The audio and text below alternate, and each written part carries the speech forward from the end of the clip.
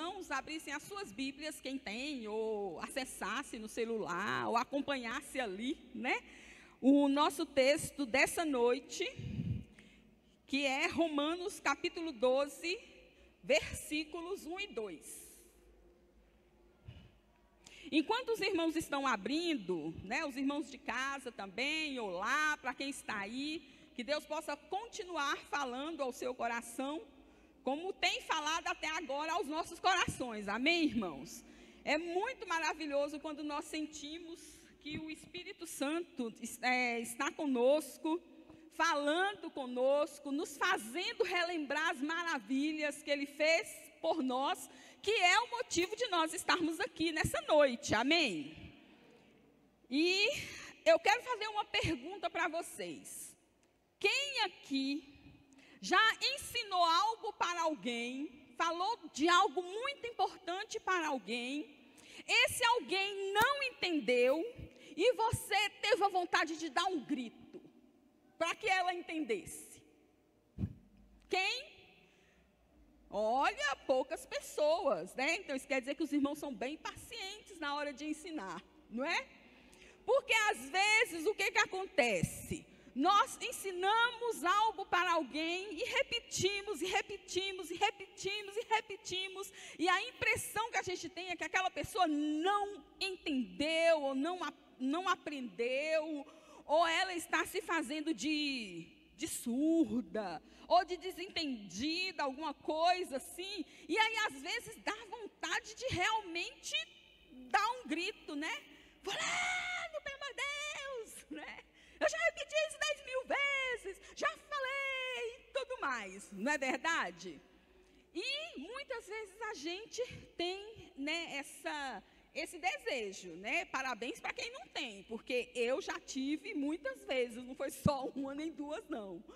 Mas nós sabemos que para alguns assuntos, né, alguns temas, nós precisamos orar. Por quê? Porque aí é Deus que vai fazer a obra que Ele precisa fazer. Amém? Aí o texto que nós vamos ler nesse momento, que é Romanos 12, os versículos 1 e 2, a gente vai falar do grito escrito de Paulo. Amém? E aí o texto nos diz assim: rogo-vos, pois, irmãos, pelas misericórdias de Deus, que apresenteis os vossos corpos por sacrifício vivo, santo e agradável a Deus, que é o vosso culto racional. E não vos conformeis com este século, mas transformai-vos pela renovação da vossa mente, para que experimenteis qual seja a boa, agradável e perfeita vontade de Deus. Amém? Vamos orar. Senhor Deus, nós estamos de novo na Tua presença, de novo falando com o Senhor, de novo orando, de novo, porque nós queremos reafirmar que nós dependemos de Ti, que nós dependemos da Tua graça, que nós somos apenas vasos nas Tuas mãos, ó Deus. Nós somos apenas instrumentos que o Senhor quer usar para edificar-nos uns aos outros, ó Deus, e para transmitir o Seu amor para as pessoas do mundo. Então, fale conosco, Senhor Deus, através da Tua palavra. Confirma, Senhor Deus, aquilo que o Senhor já colocou no nosso coração e que seja de proveito para a Tua igreja, para os irmãos que estão aqui e para os irmãos que estão assistindo, Senhor Deus, pelas redes sociais. Nós Te glorificamos e Te exaltamos no nome de Jesus. Amém. Olha só, meus irmãos, essa carta, né, esse livro de Romanos, ele foi escrito lá por volta de 57, 58 depois de Cristo. E ele foi escrito pelo apóstolo Paulo. E aí ninguém contesta a autoria deste livro, né, dessa carta, como é chamada, né, uma carta que Paulo escreveu quando estava em Corinto, dirigida aos romanos, né, a igreja que estava em Roma, quando ele ainda não tinha ido em Roma. Então ele foi lá e escreveu essa carta aqui. Gente, quem era Paulo? Paulo foi o apóstolo que teve lá um encontro, que eu falo assim, que foi um dos encontros mais dramáticos com Jesus Cristo. Quando ele estava a caminho de Damasco, era perseguidor, né, dos cristãos, ou na época chamado aqueles que eram do caminho, né, seguidores de Jesus. Então, quando ele estava indo para Damasco, para mandar matar alguns crentes, né, que estavam ali em Damasco, mandar prender, maltratar, ele teve um encontro com o Senhor Jesus. Se os irmãos abrirem lá em Atos, né, capítulo 9, os irmãos vão ver essa primeira narrativa desse encontro que Paulo teve com Jesus, que provocou uma transformação incrível lá na vida de Paulo, como os irmãos sabem. E aí, quando ele escreveu, como eu já disse, e aí ele vai mencionar isso lá em Romanos 1, 11 e 13, ele diz que não tinha visitado a igreja de Roma, mas ele tinha o desejo de fazer isso. Por quê? Porque ele também queria compartilhar o evangelho com todas as pessoas que estavam ali em Roma, naquela cidade lá. E aí no versículo lá, de Romanos 11, ele diz... Nossa, licença, irmãos.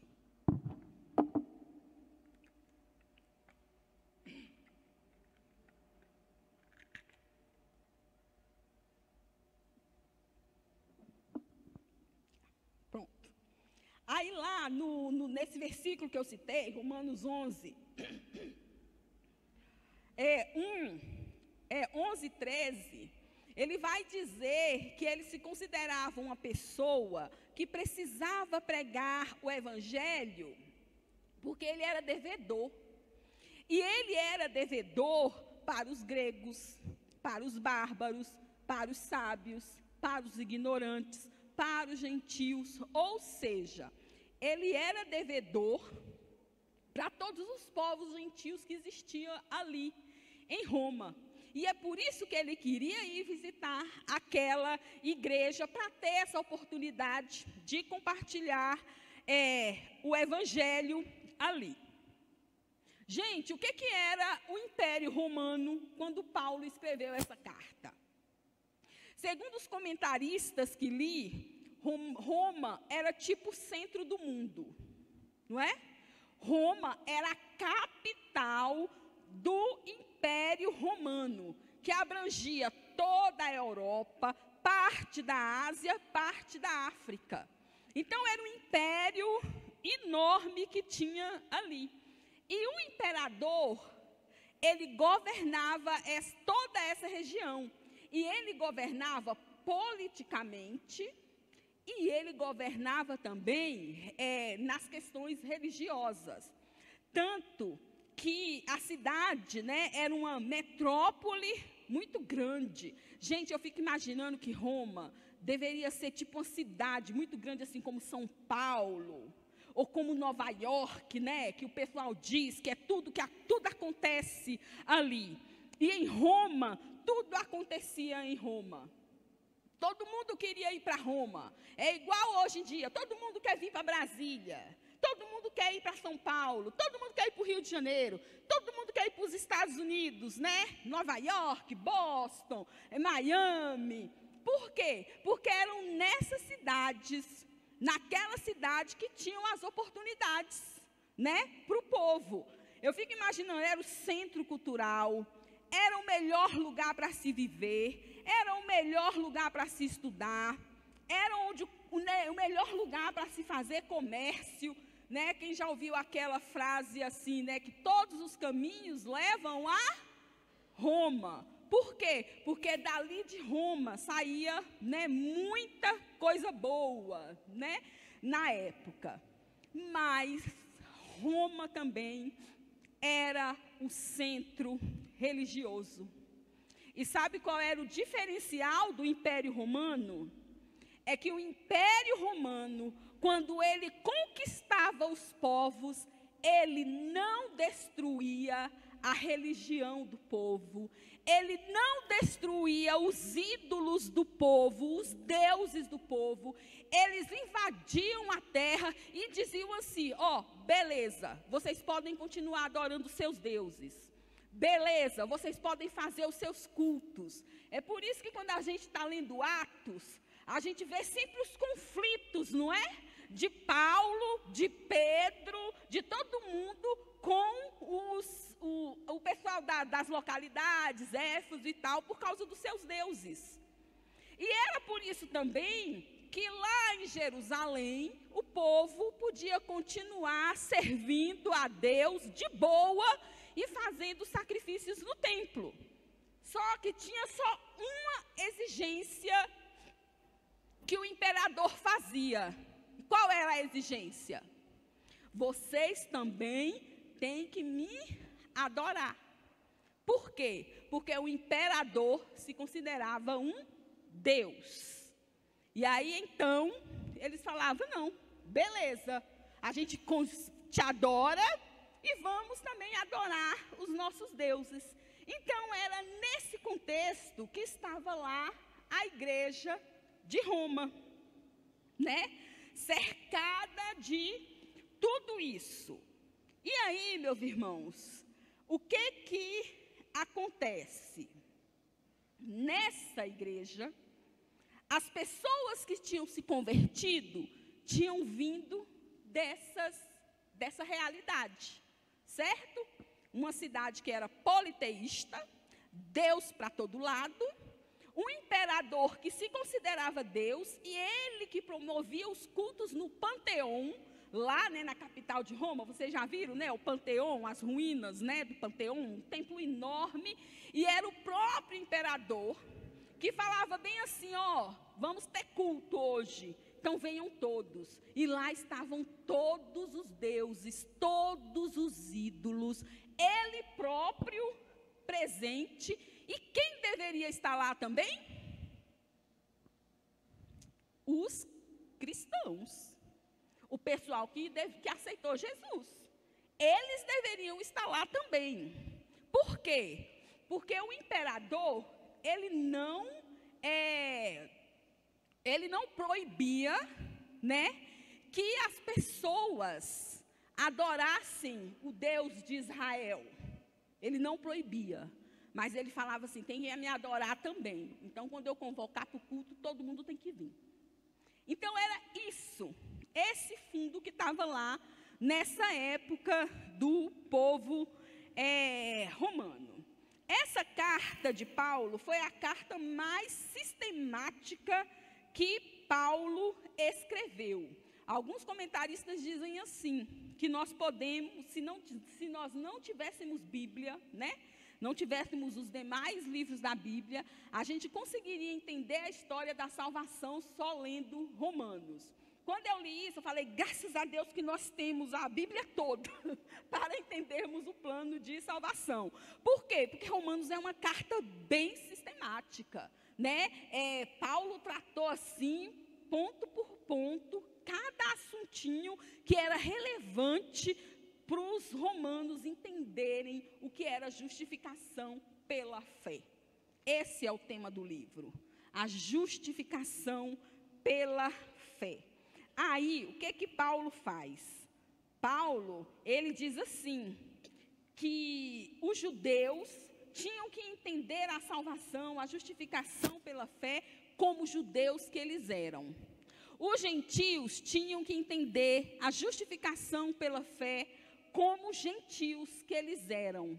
E por isso ele escreveu do jeito que ele escreveu a carta lá. E aí, o Timóteo Kerriker, que é um comentarista bíblico aí, ele diz assim, que Paulo, dos capítulos 1 até o 8, e eu vou falar isso porque eu quero que vocês fiquem curiosos para ler Romanos, né? Dos capítulos 1 até o 8, ele traça o plano glorioso de Deus, né? De redimir os gentios como gentios e os judeus como judeus, como eu já disse. Lá dos capítulos 9 até o 11, ele vai elaborando o assunto para quê? Para incluir todas as nações do mundo nesse plano salvador de Deus, não é? E aí, nesse enredo, ele introduz a misericórdia e a graça de Deus como sendo o tema central para que os povos do mundo pudessem ser alcançados pudessem ser justificados ali pela fé. E aí, nos capítulos de 12 até o 14, ele fala das implicações práticas de tudo isso na vida dos crentes. Por quê? Onde nós podemos ler a respeito de dons e de dons espirituais? No capítulo 12. Onde a gente pode ler o que a igreja, como o crente deve viver. No capítulo 12, 13 e 14. Então, nesse capítulo 12, esses versículos que nós lemos, apenas um e o 2, ele é a transição entre tudo que o Paulo falou nos primeiros 11 e o que ele vai falar a partir do 3 do capítulo 12. E aí é um grito, né? Porque eu falei que é um grito de Paulo. Porque Paulo, ele foi lá e falou, olha, a justificação é pela fé. O que diz Romanos 5:1? Sendo, pois, justificados pela fé, tenhamos paz com Deus. Lá em Romanos 8:5, não, é 5:8, eu sempre confundo. Ele diz assim: mas Deus prova o seu amor em que Cristo morreu por nós, sendo nós ainda pecadores. Paulo está falando isso. E aí ele vai citar um monte de versículos falando aí dessa graça. Quando chega no 12, é como se Paulo estivesse falando bem assim: gente, eu estou rogando, vocês, seguinte, depois de tudo isso que eu falei, eu quero pedir uma coisa para vocês. E aí Paulo começa a descrever o que ele pede para os crentes em Roma. E aí, gente, a primeira coisa que Paulo fala para o povo é o quê? Ele roga pelas misericórdias de Deus, que é o favor imerecido de Deus, a graça que nós não merecemos, não é? Quando eu era, gente, uma pecadora terrível, afastada de Deus, no mundão, indo para os baile de rua, não era funk não, que nem eu não, né? Dançando lá, me acabando, Jesus morreu por mim. Jesus não esperou eu ser boazinha para ele morrer por mim. Ele morreu por mim quando eu era malvada, né, Luciene? Ele morreu quando eu era ruim.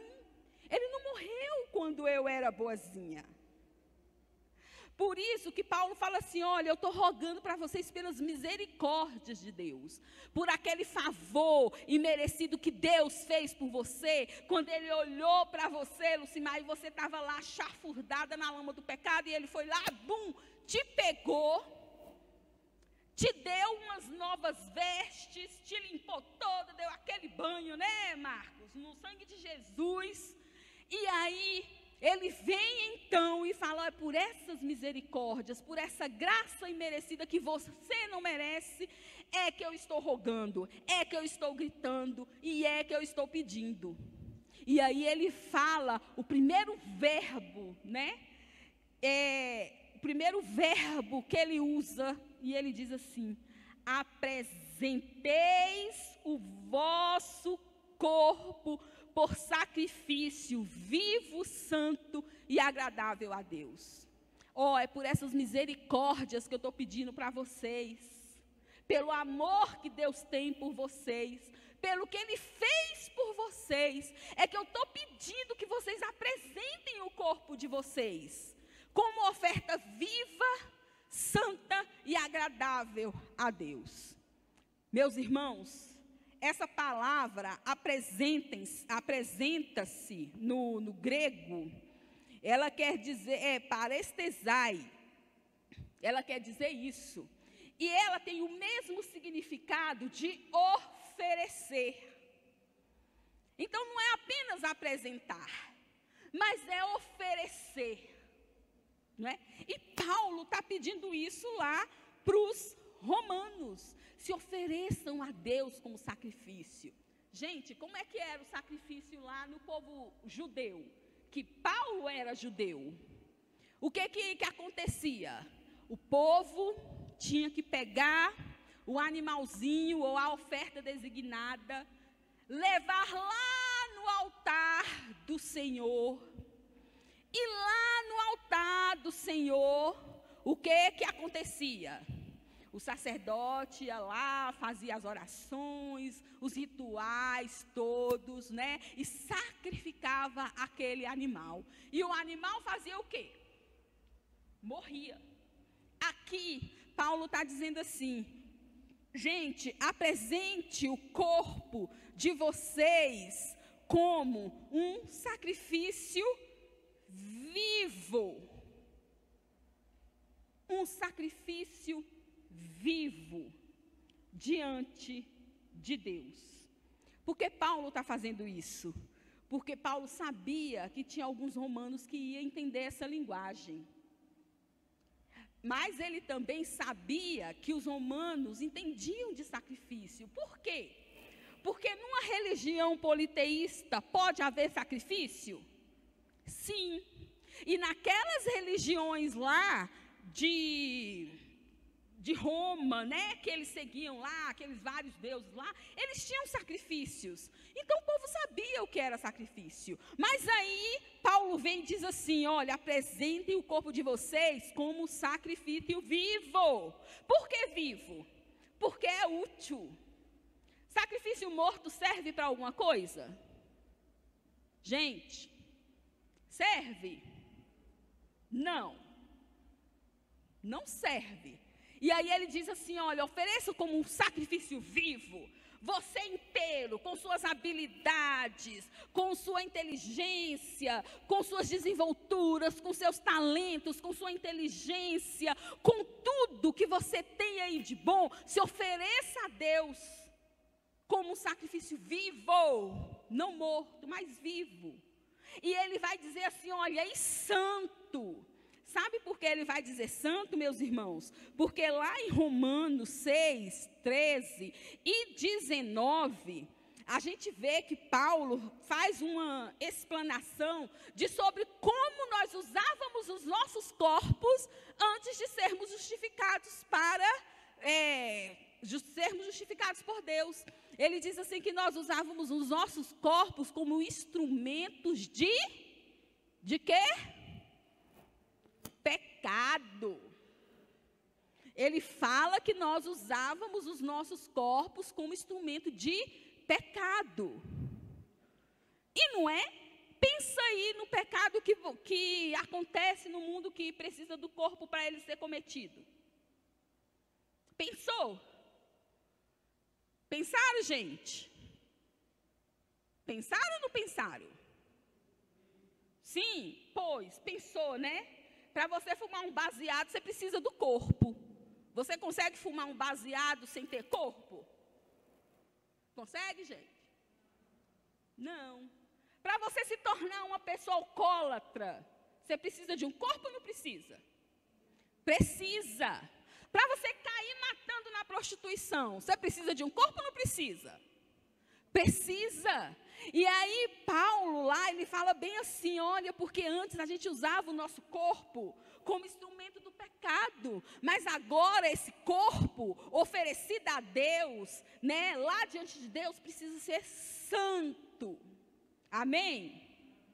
Ou amém fraco, amém? Gente, é por isso que a gente ensina, pastor ensina sobre santidade, sobre santificação. O que é isso? É largar as práticas pecaminosas, as práticas que fazem com que esse nosso corpo seja usado para o mal.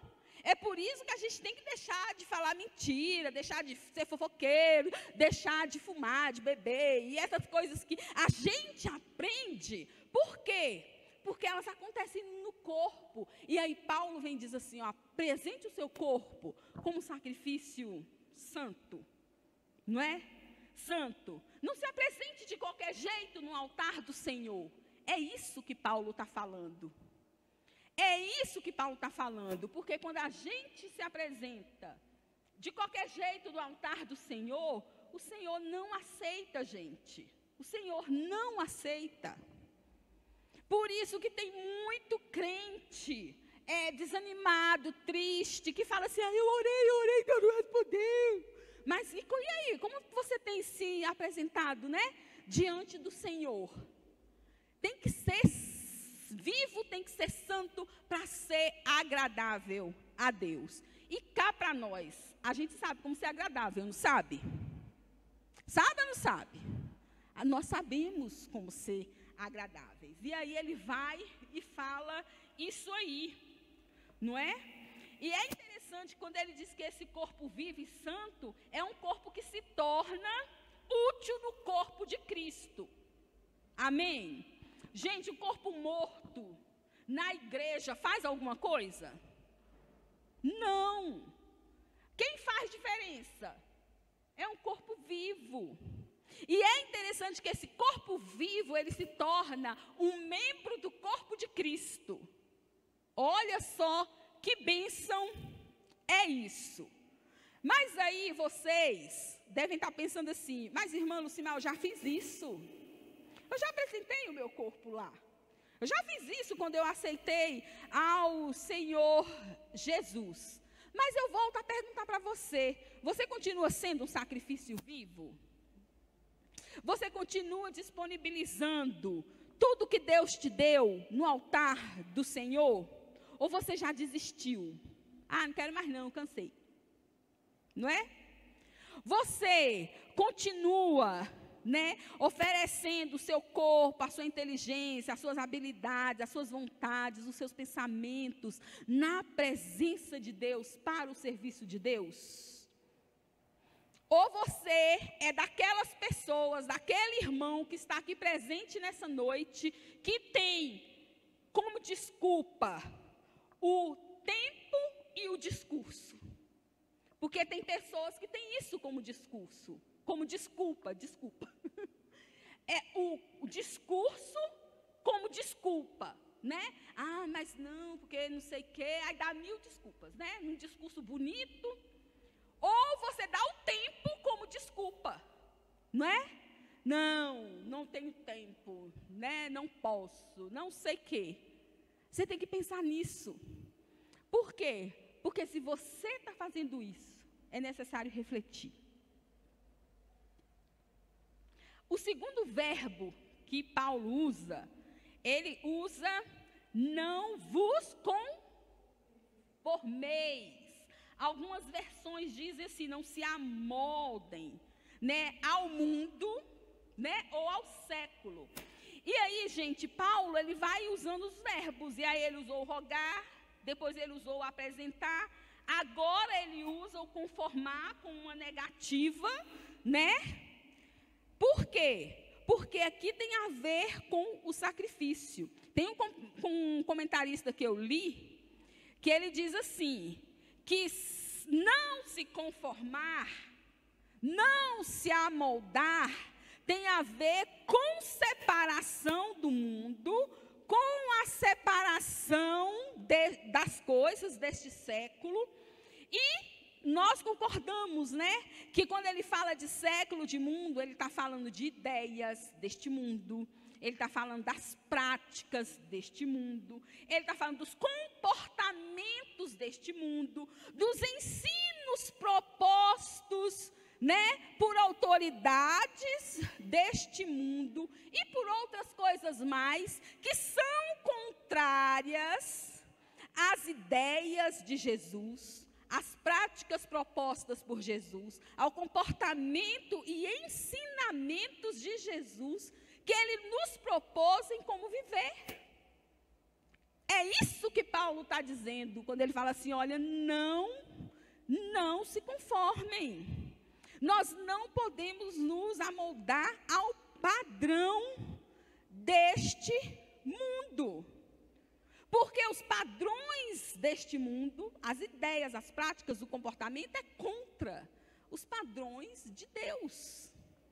Agora, meus irmãos, é que entra o negócio que fica meio difícil, às vezes, para nós.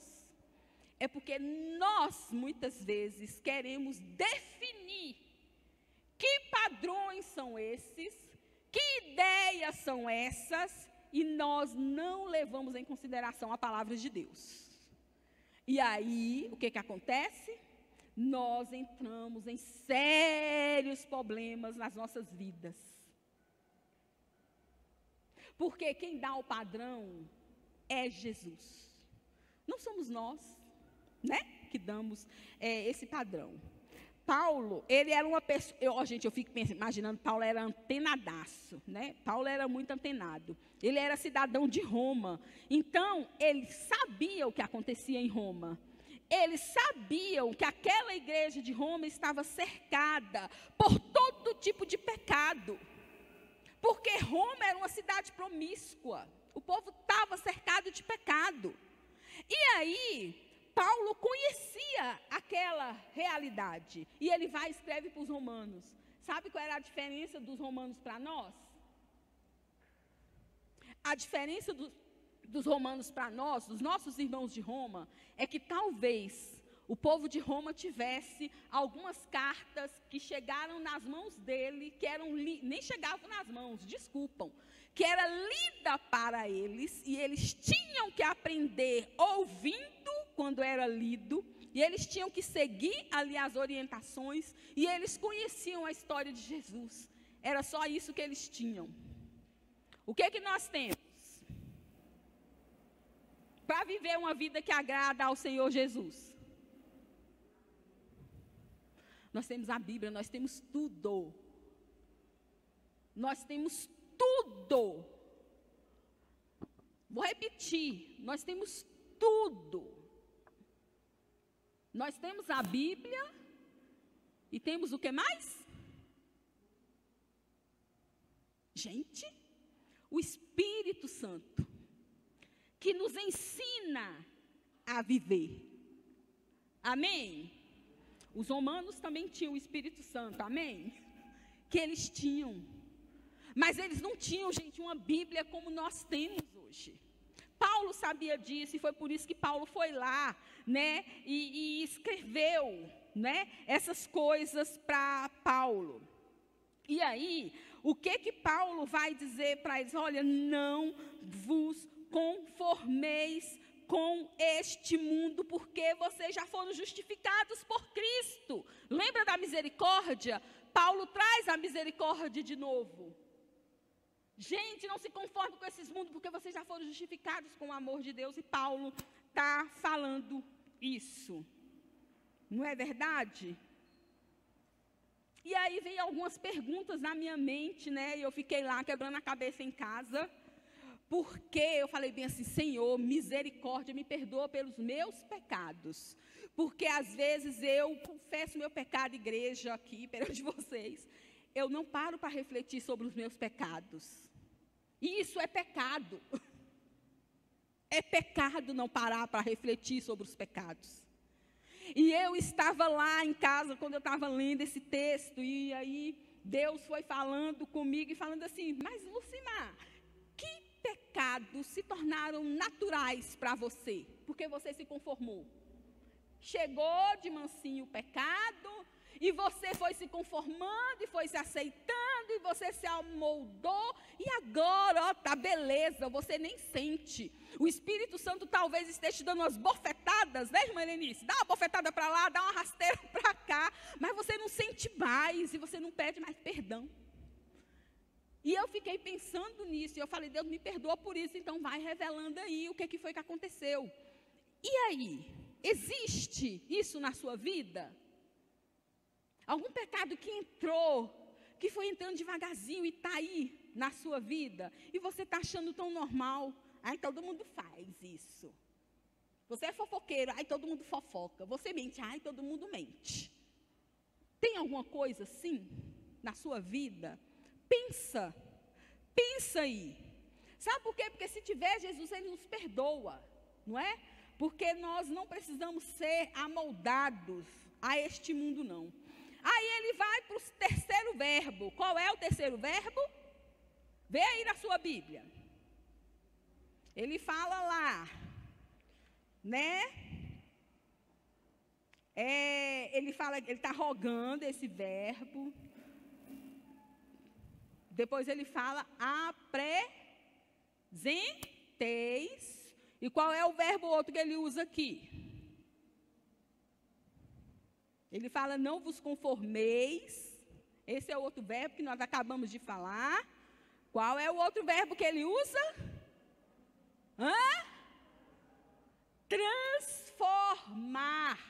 Paulo está falando bem assim, olha, não vos conformeis com este século, mas transformai-vos pela renovação da vossa mente. Ai, gente, quando eu estava lendo isso aqui, eu falei, Deus, obrigada porque o Senhor falou. Porque às vezes a gente espera, gente, que o sentimento mude, não é isso?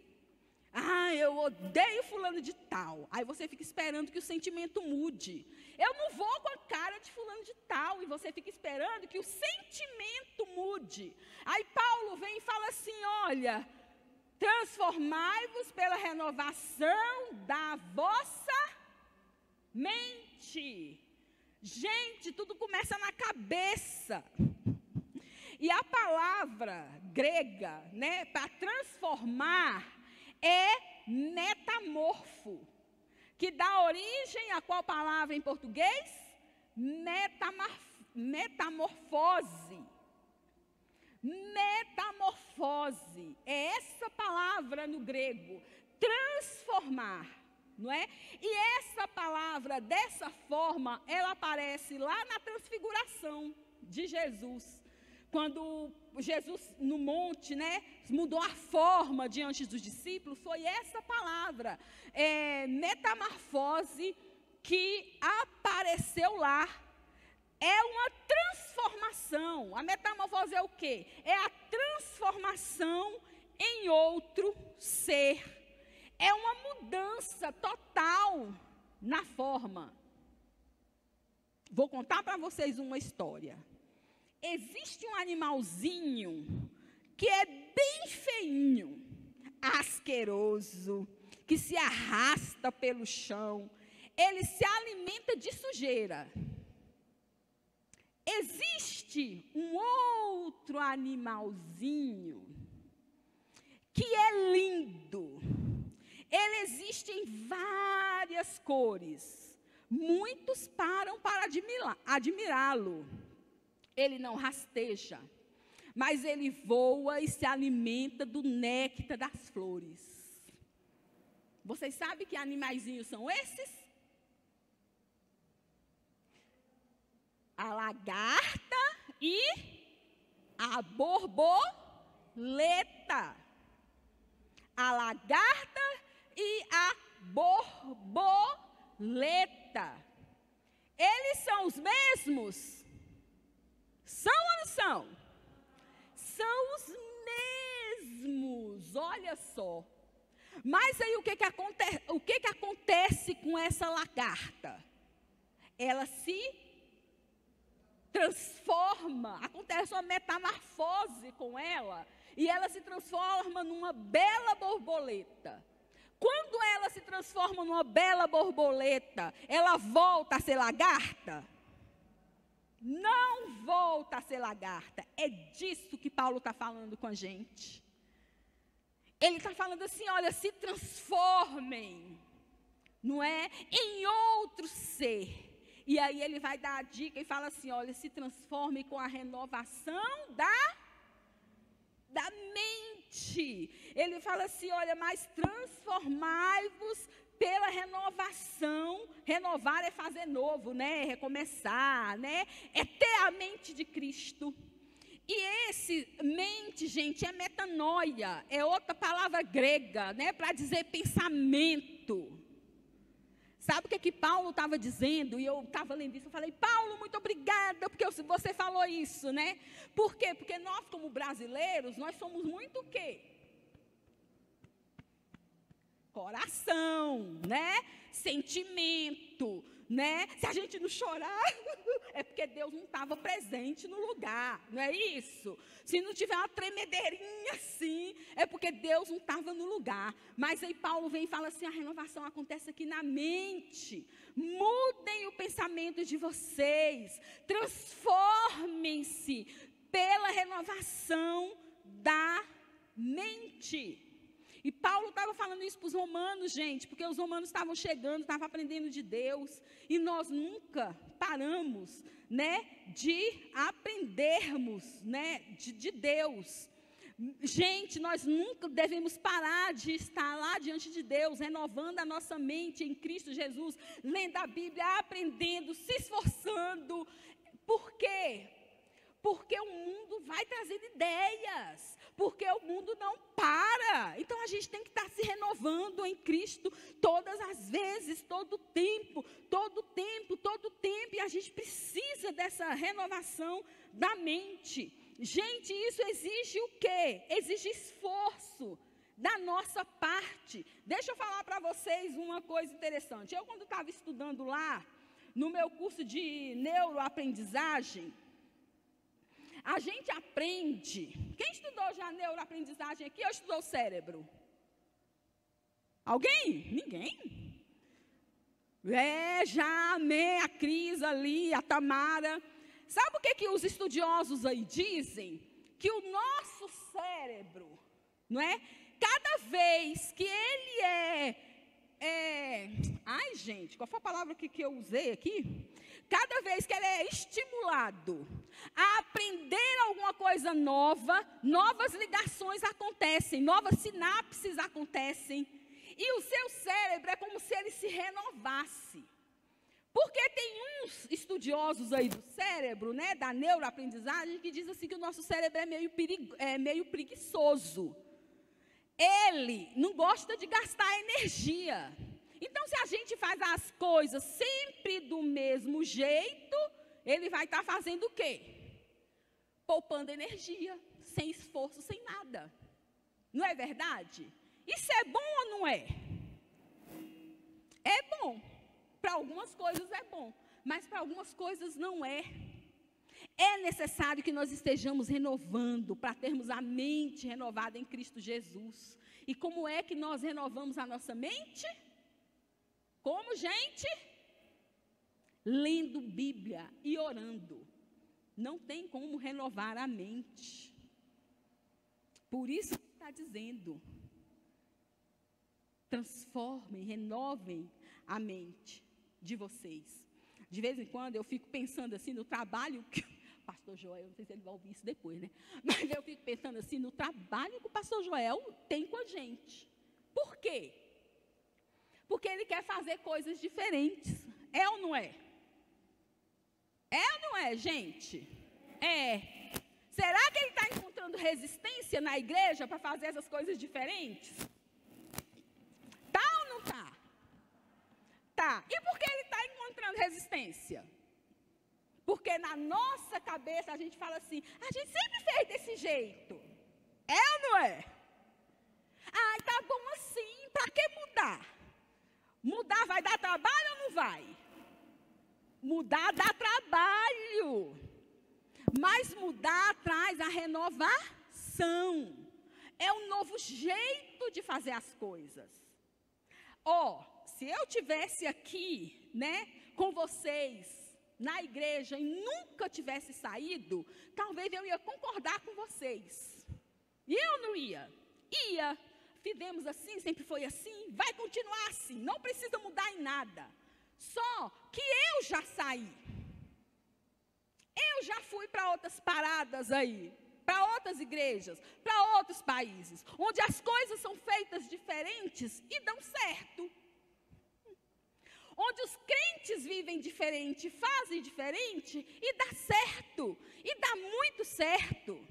Onde tem crente, gente, que toda vez está inventando um trem diferente, para a igreja crescer, para a igreja aparecer.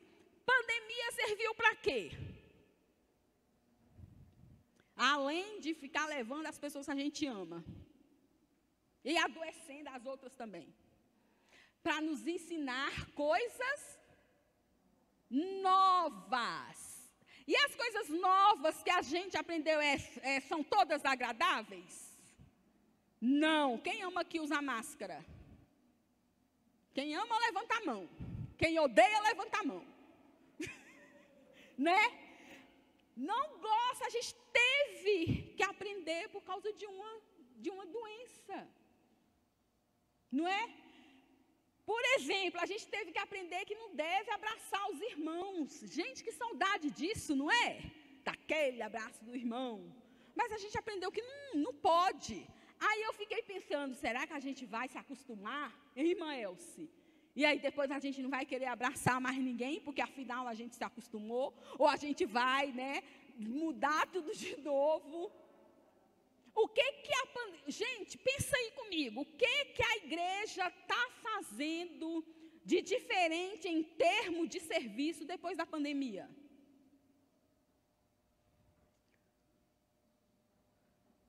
Em termos de serviço, ou voltou à igreja e continua tudo igual? A forma de fazer as coisas continua tudo igualzinha. A oração é igualzinha, a beneficência é igualzinha, tudo é igualzinho. Mudou alguma coisa? Mudou pouco ou mudou muito? Essas coisas começam a mudar, na renovação da mente. E é interessante que, para concluir aqui, porque eu já falei até demais, Paulo ele vai usar o outro verbo, que é o quê? Qual verbo? Depois lá do transformai-vos pela renovação da vossa mente, para quê? Ele vai usar o verbo experimentar. É o verbo experimentar, o verbo provar, que significa provar, que significa vivenciar, que significa viver. Paulo, gente, ele falava desse jeito, naquela altura da vida dele, porque ele tinha tido muitas experiências com Deus. Essas palavras de Paulo eram fruto do que Paulo havia feito. Paulo se apresentou como um sacrifício vivo, santo e agradável a Deus. E por isso que Paulo agora, de lagarta, ele tinha virado uma borboleta. E era uma borboleta que pensava diferente. Gente, vocês imaginam o tanto que Paulo teve que exercitar a pensar diferente. Porque Paulo era judeu, era fariseu. Paulo não acreditava em Jesus. O tanto que ele teve que ler, o tanto que ele teve que assimilar, estudar para compreender as coisas. E é isso que nós temos que fazer também, né? E aí, o que aconteceu? Ele teve que fazer esforço. O esforço que ele teve que fazer em estudo da palavra, em ter uma vida de oração mais robusta. Ele teve experiências que ele não pôde compartilhar. Sabe por quê? Porque ele experimentou a boa, perfeita a vontade de Deus. Vocês percebem que não tem como experimentar a boa, agradável e perfeita vontade de Deus sem que você apresente o seu corpo a Deus, sem que você tenha a sua mente transformada, sem que você abomine as práticas e o comportamento do mundo. É por isso que muitas vezes nós estamos levando uma vida espiritual rasa, uma vida espiritual sem sentido, uma vida espiritual que nem na média né? Porque nada de novo acontece, nada de novo acontece. Nada extraordinário acontece. E aí quando alguém vem aqui, né, quando vem alguém aqui e diz, porque o milagre acontece, hein? Porque Deus faz milagre. Aí você senta e fala assim, isso é coisa do Novo Testamento, o milagre não acontece hoje não. Por quê? Porque, gente, a gente quer viver a gente vai lá, né, para a presença do Senhor, mas nós não estamos experimentando as coisas de Deus. Vocês entendem? Talvez nós sejamos sendo pessoas religiosas, que damos a cara aqui no culto de domingo à noite, né? Que damos a cara aqui, de repente, num culto de quarta-feira, ou que damos a cara numa escola bíblica dominical, ou quando tem algum evento, a gente dá a cara aqui para dizer que viemos, mas aquele negócio, gente, especial que Paulo teve, nós não estamos tendo. E deveria ser isso que nós deveríamos desejar. Esse é o grito de Paulo. Paulo, ele fala assim, olha, vocês foram justificados pela fé. Vocês conhecem o amor de Deus. Vocês sabem o que Deus fez por vocês, porque, agora eu falo para nós, né? Nós sabemos o que Deus fez por nós, porque nós cantamos isso aqui essa noite, desde quando começou esse culto. Amém? Mas aí Paulo, ele fala, então, gente, eu estou rogando para vocês, se vocês sabem disso, apresentem o corpo de vocês como um sacrifício vivo, útil, um sacrifício santo, separado. Não vos conformeis com este mundo, com esse século, com essas ideias, que diz que Deus fazia antes, Deus não faz agora, que isso é só lá e não é aqui. Paulo está falando, não se conformem com isso. Gente, se transformem pela renovação da vossa mente. Provoquem aí nessa mente de vocês uma metamorfose. E nunca mais voltem a ser o que vocês eram. Olha como é forte isso.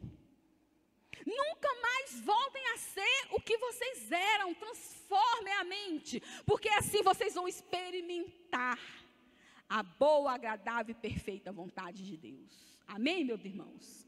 Quando Paulo está falando aqui, né, no contexto da Bíblia, ele está falando também que a vontade boa,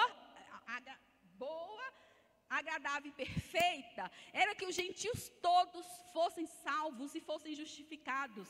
Mas isso aqui também a gente pode aplicar para nós. Precisamos ser transformados para entender a vontade de Deus. Nós precisamos parar de orar, Senhor, qual é a tua vontade?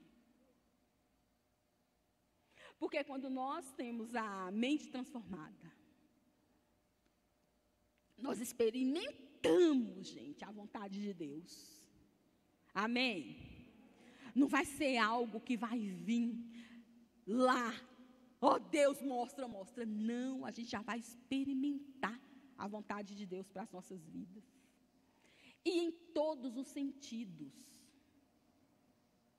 Na nossa vida pessoal, ministerial, pessoal. Gente que está precisando de milagre, né, Suzana? Né? A gente experimenta isso, gente. A gente tem que começar a pensar diferente sobre o nosso Deus. Baseado na Bíblia, tá? Não estou falando para vocês pensar alguma coisa diferente que não esteja na Bíblia, né? Mas a gente tem que pensar em Deus, né?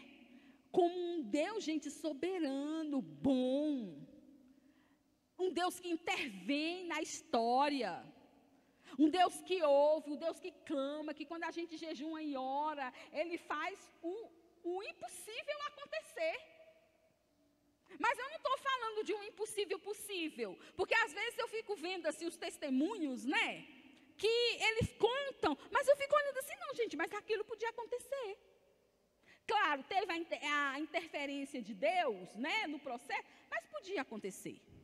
Agora tem coisas, gente, que não pode acontecer de jeito nenhum e Deus vem.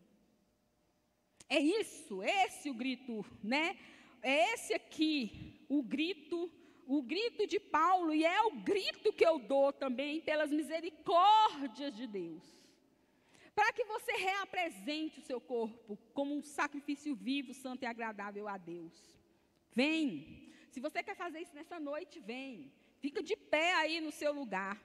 Se você quer ter a sua mente transformada, se levante aí, porque Deus ele pode transformar a sua mente.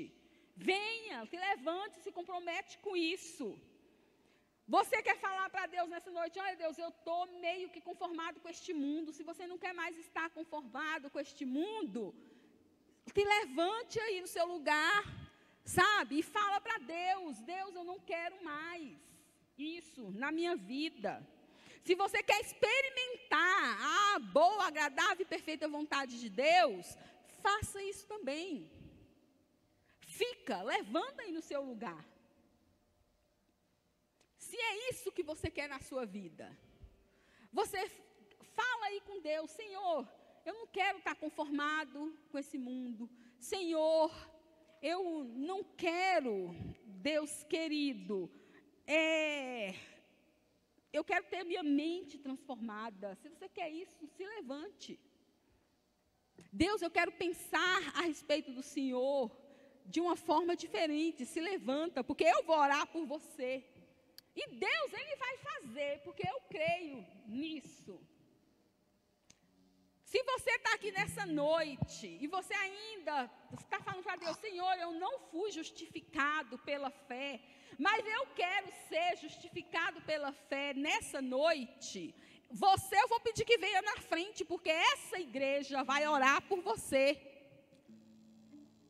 Se você quiser nesse dia falar assim: olha Senhor Jesus, eu quero ser justificado por Ti, eu não mereço, eu estou errado, eu ando por caminhos tortuosos, mas eu quero ser justificado por Ti nessa noite, vem aqui que a igreja vai orar por você. Se não, nós vamos orar agora. E graças a Deus, porque eu também estou de pé junto com vocês, tá? Eu já fiquei de pé, mas eu estou de pé de novo junto com vocês. Porque quando eu estava falando isso, eu falei: Senhor, primeiro o Senhor fala comigo. Primeiro o Senhor fala comigo, para eu falar com o seu povo, não é? E Deus falou comigo. E eu fico feliz porque Ele falou com você. Porque viver nesse mundo não está fácil, né? É muita coisa em cima da gente. Mas a gente tem que se esforçar. Se esforçar para pensar diferente, para sentir diferente, para que a gente possa experimentar Deus. Amém? Vamos orar? Senhor Deus, nós Te louvamos, porque a Tua palavra, ela é viva e é eficaz, Deus eterno. Pai querido, nós queremos colocar as nossas vidas diante do Senhor neste momento. Nós queremos, ó Senhor, Te suplicar que em nome do Senhor Jesus, Pai, o Senhor receba as nossas vidas como sacrifício vivo, santo e agradável diante do Senhor. Vidas, ó Deus, que não se conformam com este mundo, que não se conformam com as práticas deste mundo, nem se amoldam, ó Deus, às práticas desse mundo. Mas nós estamos aqui porque nós queremos ter, Senhor Deus, as nossas vidas transformadas de novo, mais uma vez, Senhor Deus.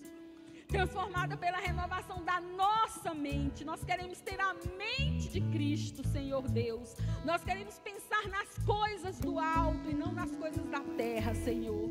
Nós queremos experimentar do Senhor nas nossas vidas. Nós queremos, ó Deus, experimentar, Senhor Deus, o Teu agir, o Teu impossível, a Tua salvação. Nós queremos ser instrumentos Teus, ó Deus, para que outras pessoas Te conheçam.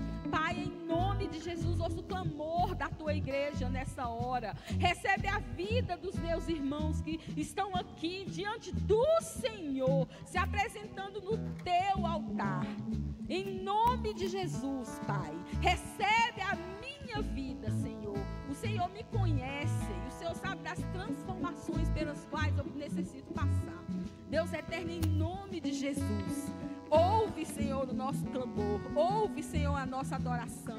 Ouve, Senhor Deus, neste momento, que essa palavra ela possa ecoar, Senhor Deus, Deus, nos nossos corações durante essa semana. Que não seja apenas palavras que entram no ouvido e saem no outro, mas que nós possamos refletir, que nós possamos reler a Tua palavra e que nós possamos ter um encontro transformador contigo de novo. Em nome de Jesus, Pai, é que nós oramos. Amém.